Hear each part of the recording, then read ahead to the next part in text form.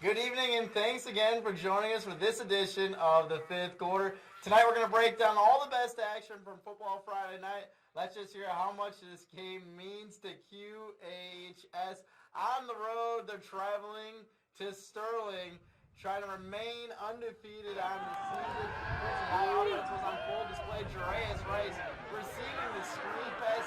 He's got the great wall of Quincy in front. Look at him push his offensive lineman all the way into the end zone. Rice would get the job done later on in that drive. They gave it to Mr. Number 3, hurtling into the end zone for the touchdown. More offense from the Blue Devils. This time Byquist on the punt return. In and out of that defense, making his way upfield, down the sideline, finally brought down just inside the 15. And later that drive, finishing it off. Here it is, Braden Little finding Ty Hammers, diving into the end zone for the touchdown. Quincy High would seal the victory with a stop on the two-point conversion to win this one, 35-33. Victoria, Quincy High has been the story all year. Historic season for them. A lot of people thought they were going to go into this game and roll over Sterling, but it was a lot closer. Is that concerning you at all for QHS going forward? I don't think it would concern me just because, you see in professional football, there's a week or two where you don't have the best game. You don't play, I guess, to the standards that people expect of you, but you still win. A sloppy win or an unexpected win is still a win, and I think that's a big thing for Quincy to take away from tonight's game. Even though they were supposed to, roll over Sterling, they still won, and that's what matters. I think Quincy High is a great team. They're off to a great start, historic season. It does kind of concern me a little bit, I'm not going to lie, just because the Moline game and then the Sterling game and then maybe even next week against Geneseo, those are games they got to win by a lot. Right. Once postseason comes, they play in Class 7A. They're going to be playing these big schools near St. Louis, near Chicago. Right. It's going to be tough for them to match up against those bigger guys. This is kind of like a preview, and if they're kind of struggling with them, I'm hoping they learn from these games and they're able to go. That's a big talent gap between the Quincy area and then these bigger cities. Yeah, like you said, I think tonight's win, when they come back on Monday and look at the film, I think looking back, they'll be able to fix, clean up house a little bit. So hopefully, I hope you're right, and later on in the season, they can, learn from this, and it will help them in postseason. But that's going off. You're going in these close games, maybe they get a little ahead of themselves. The Moline game, they had all the distractions with the Today Show going on and stuff. But maybe it just allows them to fight through that adversity, learn how to get in those games. them for... They get the wins. That's all that matters at the end of the day, and that's something they can learn week in and week out. Right. Hannibal was also on the road this week, looking to get that win versus Moberly. They made the trip there, looked to take the 6-0 Spartans. Let's take a look at some of the action. It was a great night for football, and early on, points were coming in every direction. Hannibal will look to make an early statement as they pass this one to Landon Bailey, who extends and comes up with the big play.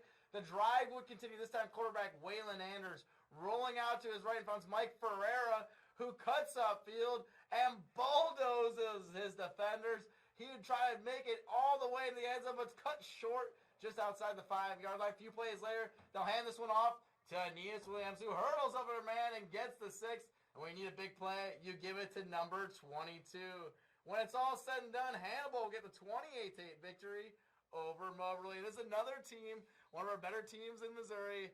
Aeneas Williams, he's fun to watch. Yeah, he's always fun to watch. I feel like every week we always see a big play from him. To hurl over like a big person is always impressive. So he's always fun to watch. He's a grown man, but I really like his running mate, Mike Ferreira. I think he's just a great player, and he's kind of learning under him. He's a junior right now. He's going to be the lead back next year, kind of taking over that role that Markel Humphrey left a year ago. The 1-2 punch is great, and Waylon Anders just seems like getting better each and every week. Yeah, I think it's always good for any football team to have two backs that you can have in your backfield. One that's a powerhouse and one that's speedy and kind of a little bit more slippery. So I feel like Hannibal has that. And how about that catch? Can you make a catch like that or no? No, I'd probably fall on my face.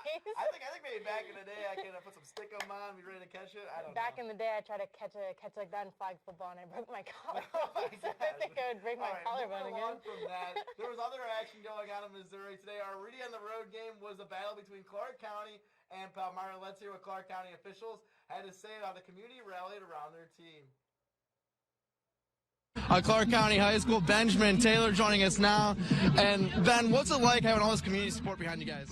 We have a fantastic community here in Clark County. Just huge, tremendous support. A lot of folks come out every night for football. We always have a huge crowd on Fridays. The weather tonight's really cold, it's windy, and we're still going to have just full stands. So, it goes without saying. I mean, we just love the community we've got. And the community was out in full force tonight. The band getting the crowd pumped out. Shout out to Robert Dooley, his 42nd year at the helm with the band program at Clark County. Palmyra get the offense rolling. Panthers hand it off to Aaron Ritchie. The former QB weaves through the defense and finally finds a hole as he turns on the burners upfield for the big play. Later that drive, he finished what he started on the sweep. He bullies his way into the end zone. Stretch my guy all the way in for the score. Clark County would respond right away. Callan Wheeler takes himself on the QB power. He's got a convoy in front of him, and nobody's going to stop this man all the way to the house, tiptoeing down the sideline for the touchdown. Clark County would tack on one more on the following possession. Palmyra gave the Indians all they could handle, but in the end, they would fall to Clark County. Clark County is one of those teams that kind of gets lost in the shuffle.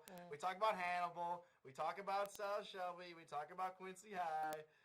But they're a really good football team, and they're really big in terms of the CCC and size-wise. Yeah, I think they're, like you said, they're a team that kind of goes under the radar, and we kind of not forget about them, but we don't talk about them as much, but they come to compete just like all those schools that you just named, too. And that's a team that's put up a good fight against South Shelby, maybe can make a little bit of a run if they stay healthy, but I really like their offense. They have a lot of different play designs. They take a couple shots downfield, and their quarterback likes to run the rock. Yeah, I think if they just do like a little bit more, I think like house cleaning on defense and offense, I think they can make a statement come postseason time. Is South Shelby still your pick for our smaller schools in Missouri? They have my heart. They racked up another win today, winning that one 42-0. In case you Cardinal fans are watching, that's gonna do us here for tonight. Another great week of Football Friday. We're gonna have more action. Right, we got the next 2 weeks of the final regular season coming up later on. Fifth quarter. Thanks for joining us. Have a great weekend.